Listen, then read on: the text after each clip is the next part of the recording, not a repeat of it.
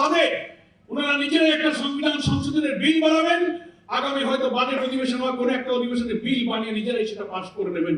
তাই যদি করতে চান তাহলে একটা অপরিণামদর্শী সর্বনাশা পথে আপনারা হাঁটলেন। কর্তৃত্ববাদী ফ্যাসিবাদী দলীয়করণ করে আওয়ামী লীগ যা করেছিল আপনারা সেই ফ্যাসিবাদের পথেই কিন্তু হাঁটতে শুরু করেছেন। আপনারা সেখান থেকে ফিরে আসুন, তা না হলে আমাদের সংসদের অভ্যন্তরে যেমন আমাদের আন্দোলন চলবে, প্রয়োজনে যে 5 কোটি মানুষ ভোট দিয়ে রক্তাক্ত জুলাইয়ের এই সনদ এবং গণভোট পক্ষে তারা ভোট দিয়েছে, যারা ভোট দিয়েছে আমরা এই আন্দোলনকে প্রয়োজনে সেই 5 কোটি মানুষের কাছে আবার দিয়ে যাব। এছাড়া উই হ্যাভ নো অল্টারনেটিভ।